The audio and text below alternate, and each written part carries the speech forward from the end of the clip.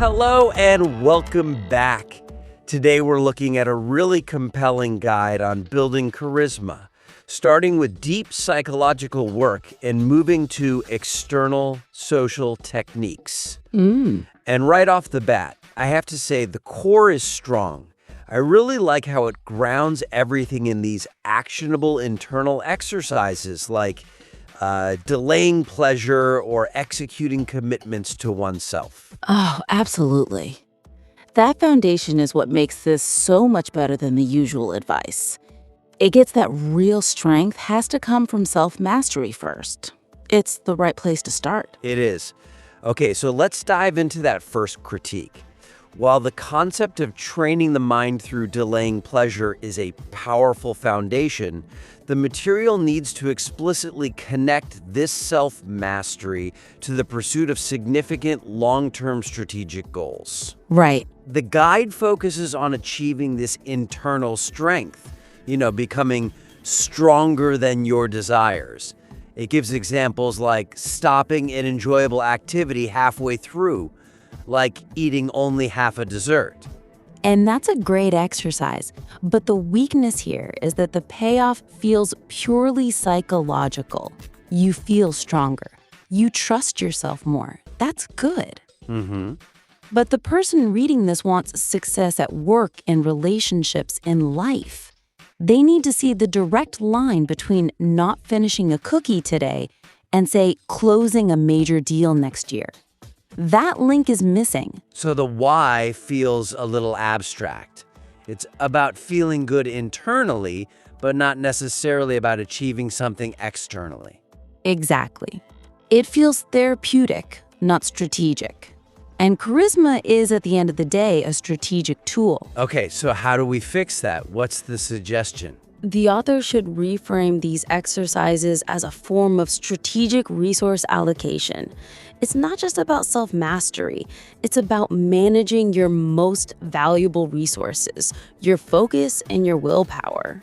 Ah, I see. So connect postponing enjoyment to freeing up the mental energy you need for really hard, complex tasks, the kind of tasks other people just give up on. So the example wouldn't just be, I stopped eating the dessert. It's, I practice stopping the dessert so that when I'm exhausted at 8 p.m., I still have the discipline to work on my business plan instead of watching TV. Precisely. That elevates it from a self-help trick to, frankly, a competitive advantage. Okay. Another concrete example. The guide talks about executing more than thinking. You should show how that self-trust directly fights the hesitation and indecision that makes people lose opportunities later on. Make that connection explicit. So the internal habit becomes the direct antidote to an external failure point. Yes. And one more thing on this, the idea of withdrawing while enjoying. This is brilliant. You can frame this as practice for professional restraint. Oh, I like that. Think about a negotiation. That skill, that discipline to hold back, lets you reserve a key piece of information for the moment it will have maximum impact, instead of just blurting it out. That's how internal strength translates to a tangible win. That makes the whole first section so much more powerful. It's not just about you, it's about your effect on the world. Right. Which brings us to the second point. There's a bit of a clash here. Okay. A potential dissonance exists between the material's strong emphasis on cultivating genuine internal stability and the prescribed external social tactics, which can feel like pure performance. Yeah, I saw that too. Part 1 is all about building this incredible psychological balance. Controlling your thoughts, keeping promises to yourself. It's very authentic. Very. And then part 2 hits you with these strict rules. Like put feelings aside, never complain, but also never show too much happiness. Always maintain mystery. And then there's the trick of telling yourself, I am sure they love me very much. It feels like a total pivot from authenticity to manipulation, almost. That's the risk, yes. The weakness is that by telling someone to avoid showing the emotional side and rely on a mental trick, you're encouraging them to build a mask. And that mask could actually undermine all the genuine strength they just built in part one. You create a gap between who you really are and who you're pretending to be. And that gap is stressful. It's not sustainable.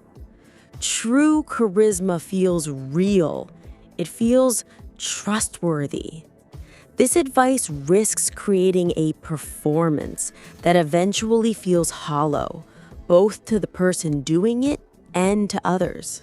So what's the fix? How do we integrate part one and part two so it doesn't feel so fragmented? The suggestion is to reframe the external tactics as the natural outcome of the internal stability, not as a separate set of tricks you put on. It's about clarifying the difference between strategic emotional economy and just total emotional suppression. Okay, emotional economy. Let's break that down. Take the assume they love you trick. It's a great tool, but its purpose isn't to create attraction out of thin air. Right. Reframe it as an anxiety reduction tool.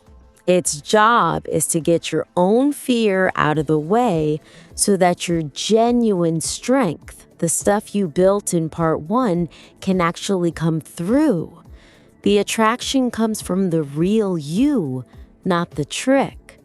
The trick just opens the door.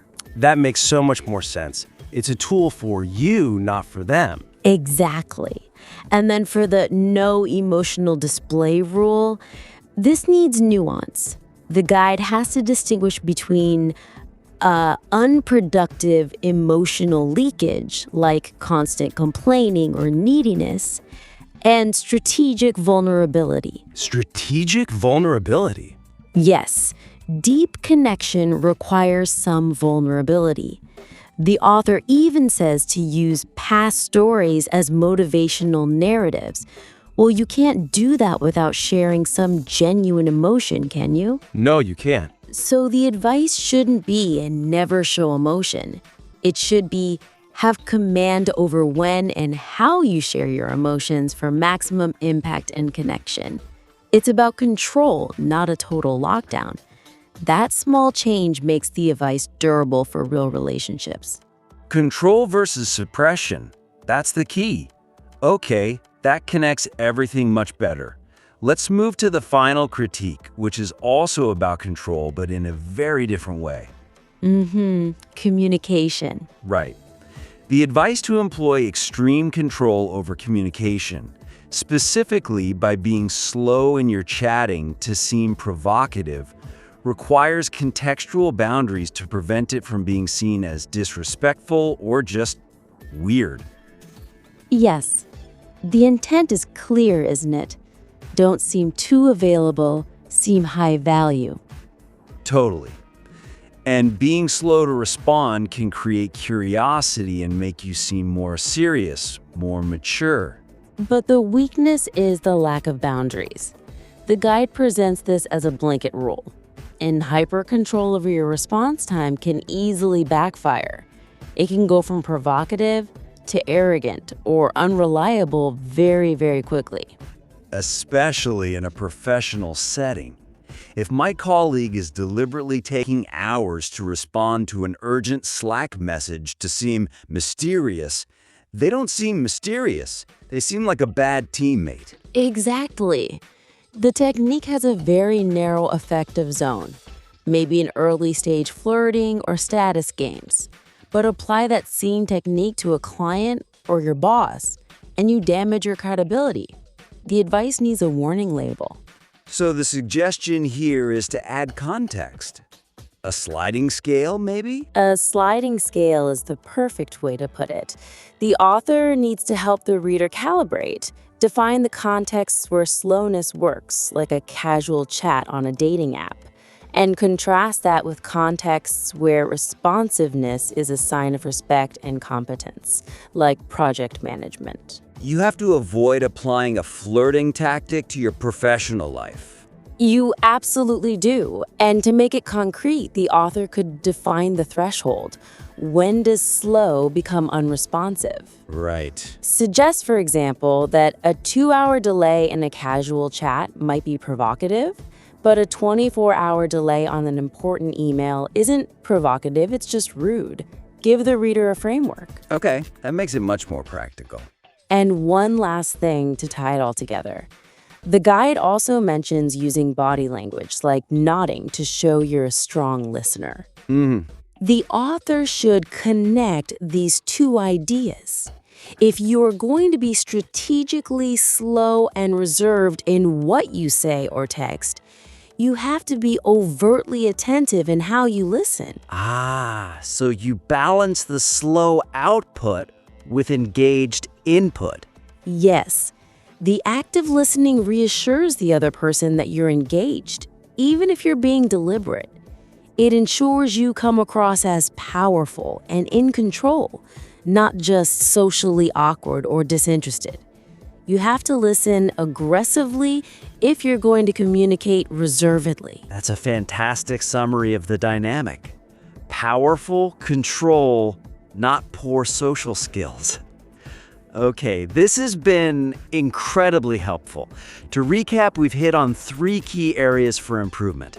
First, we need to connect that internal self-control to big, strategic life outcomes.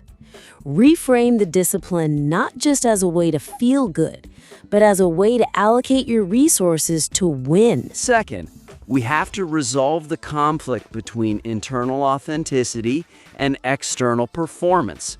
The key is shifting from emotional suppression to strategic emotional control, making the outside a true reflection of the inside.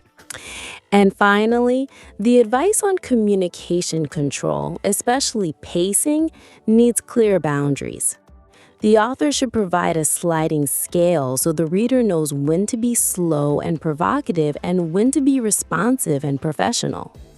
These changes, I think, will take a really strong guide and make it truly transformative and sustainable for the reader.